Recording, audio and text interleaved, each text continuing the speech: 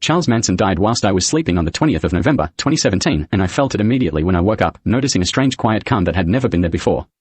It was only broken in the first few weeks after her death by people seemingly trying to put in an official psychic applications to become my new official #1 nemesis, which I have declined to process in administration terms.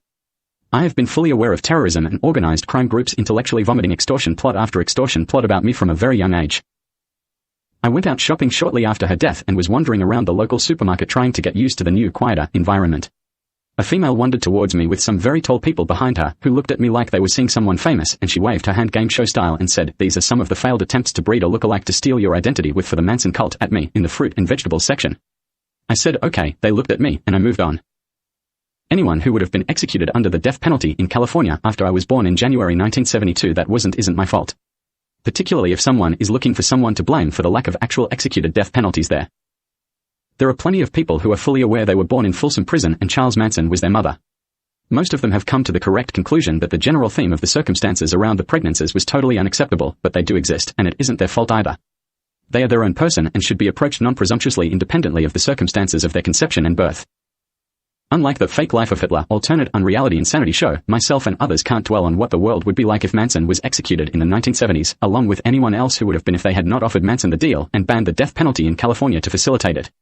Forwards is the new forwards regardless. Einstein personally placed his own semen in frozen storage, and there were at least hundreds of children conceived with it. At some point, nearly all of them received some kind of attempt to recruit them to his evil lunacy as if fulfilling his legacy. So do their offspring and descendants.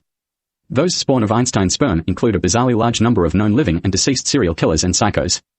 Names like Bundy, Gacy, Gein, Dahmer, Sutcliffe, Perry, Milat, Milosevic, Praljak, Koresh, Hussein, and the list goes on and on. DNA testing suspects in heinous crime is justifiable by law. Testing them to see if their descended spawn of Einstein recruited for evil probably isn't.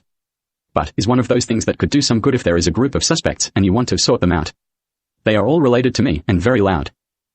Always remember. The neo-Nazi swastika is really two capital NS, for neo-Nazi joined together in one flowing symbol. Similar to Canadian News Network logos after the C.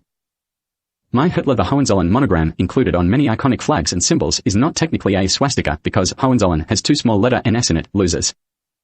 There is also a rhyme that even I repeated as a child before realizing what it really meant.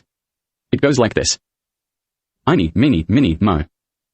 Catch a nigger by the toe. If he hollers, let him go. Einy, meeny, mini, mo. I'll translate. Einstein was really evil and mean to Adolf Hitler. Einstein used to abduct and disable African-American-looking science students. Then torture them for science ideas and murder them, then if people pretend they disappeared in accidents, like school bus crashes. The next line was made up to imply they let Adolf escape, instead of what really happened. They thought Holler was an incredibly clever shortening of my royal family name, Hohenzollern. And they pretended they let him escape so they could go back to being evil and mean to him in public again.